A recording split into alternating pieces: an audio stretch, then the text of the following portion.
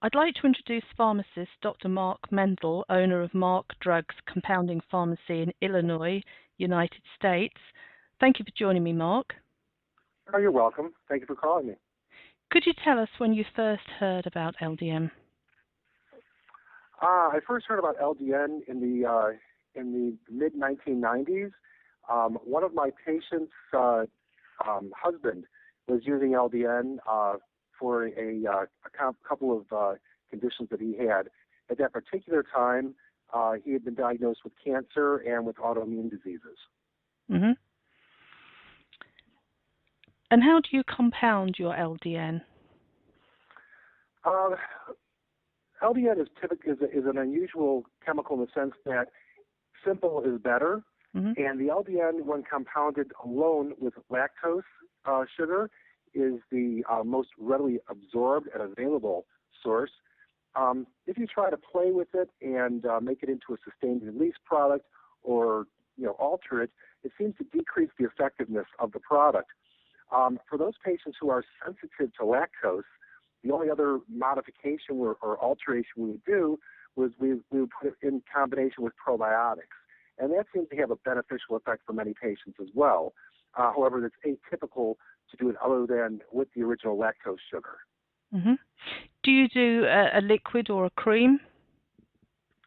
I have not had an opportunity or a request for either of those dosage forms, but it's certainly a possibility. As a compounding pharmacy and compounding pharmacist, we have the ability to put chemicals into any dosage form that is effective. To date, I'm not aware of any studies or any utilization in a liquid or in a transdermal cream, but I would certainly be open to that if indeed it was a required or appropriate dosage form. Mm-hmm. A lot of children with autism use the cream. That was only why I mentioned that. That's an interesting option. Children using the cream who are autistic. We've used a number of creams and a variety of medications with autistic children, and since we have a wide spectrum of patients there, it certainly does provide an option, and I'm very interested in finding out more about that. Okay.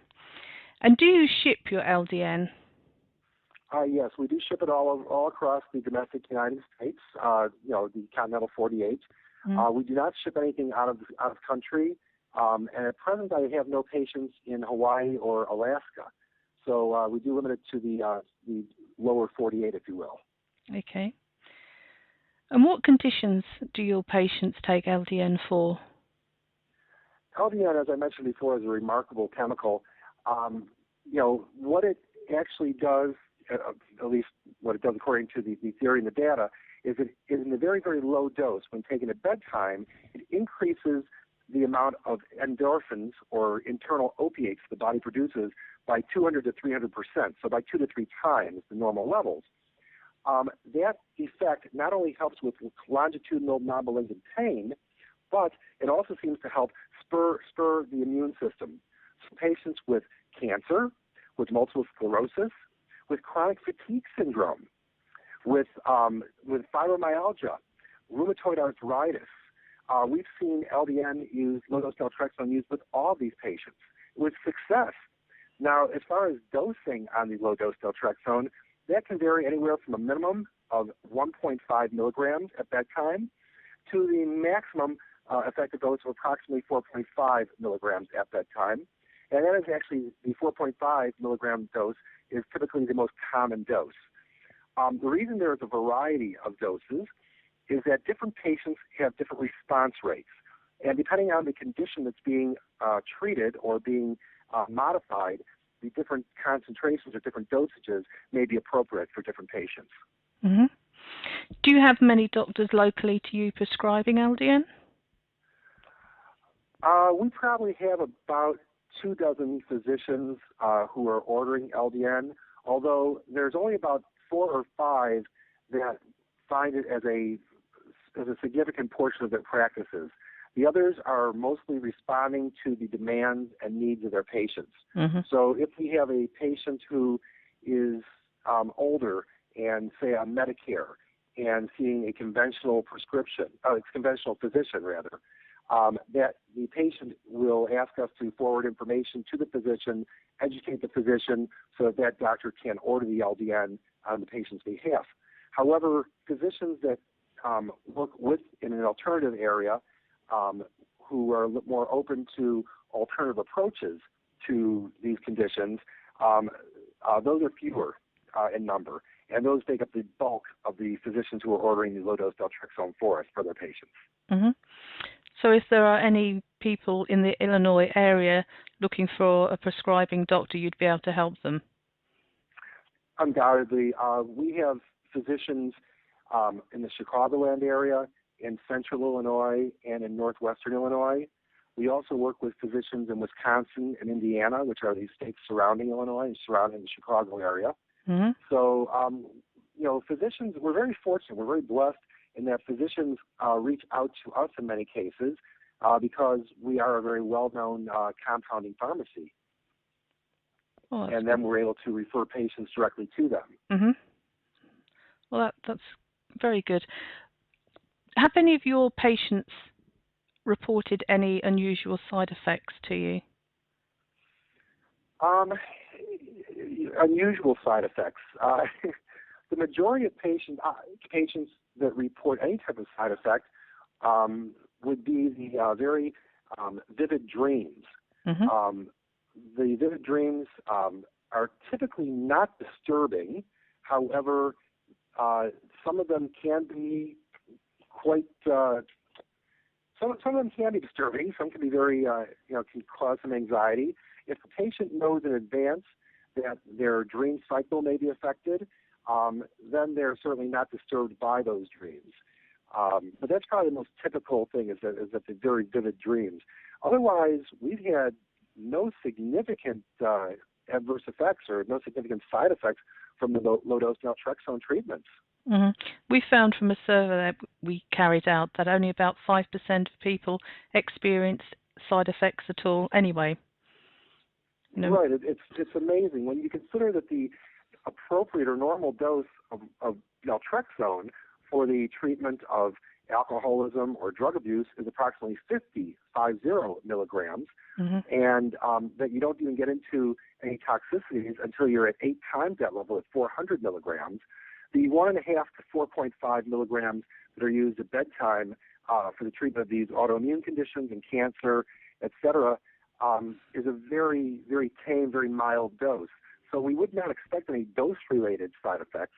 The majority of adverse effects, if you wish to call them that, such as the vivid dreams, are because the patient is experiencing a deeper sleep than they have been. And as a result, they're entering into that REM sleep pattern, and and dreaming is a way of our bodies to psychologically eliminate stress and to deal with issues that we may have during our waking hours that we're maybe perhaps not comfortable with or that are unresolved in some other way.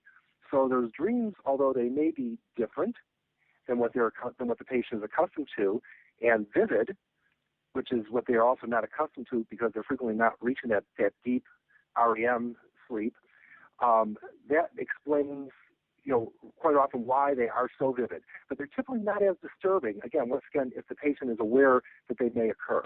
Mm-hmm. And it is certainly a way to lower overall blood pressure. It's a way to decrease other overall anxiety because this is a natural and appropriate way that the body treats stressors or treats unresolved issues is through dreaming. Mm-hmm. And do many of your patients stop taking LDN for any reason? Our patients tend to continue using LDN for anywhere from 1 to 3 years, or longer. I really have not tracked it beyond that. Mm-hmm. Because we find that we're able to give the patients a lower price with a larger quantity of low-dose naltrexone, they tend to get 3 to 6 months supply at a time. As you get to a 3-month or greater supply, the price of the LDN drops to less than $20 a month. Right. So and $20 a month is what, about 14 pounds, 13, 14 pounds a month.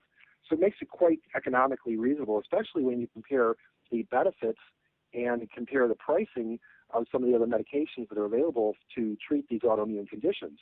Not to mention the low-dose naltrexone has a very mild, virtually non-existent adverse reaction profile compared to the other conventional medications that are available for autoimmune conditions. Mm.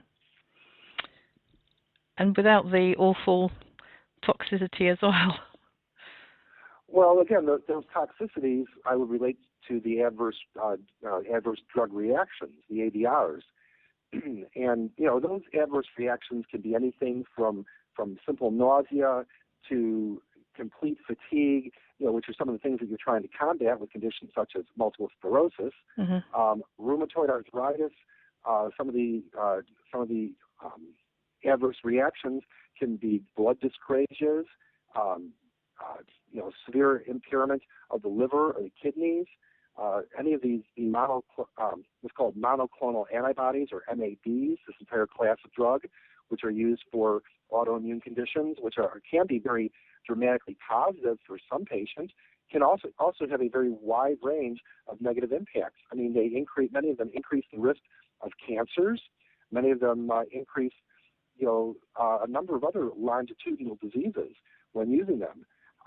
Low-dose naltrexone has none of these side effects, none of these adverse drug reactions. And again, it's a fraction of the price of these other medications. Mm-hmm. Is there anything else you would like to add?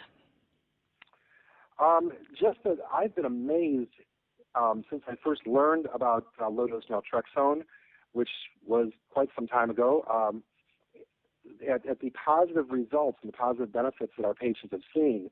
I've had patients who have been diagnosed with breast cancer who decided to use low-dose naltrexone in conjunction with other treatments, who've seen a reversal of the breast cancer. The same thing with colon cancer and prostate cancer. And the unique thing about these is that breast cancer and colon cancer tends to be rather aggressive, and prostate cancer tends to be a very slow-acting disease.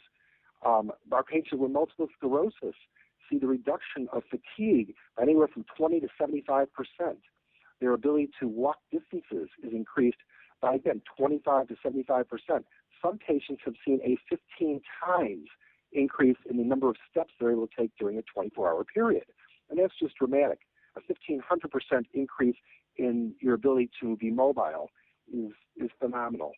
Again, this is all done very economically and virtually side effect free.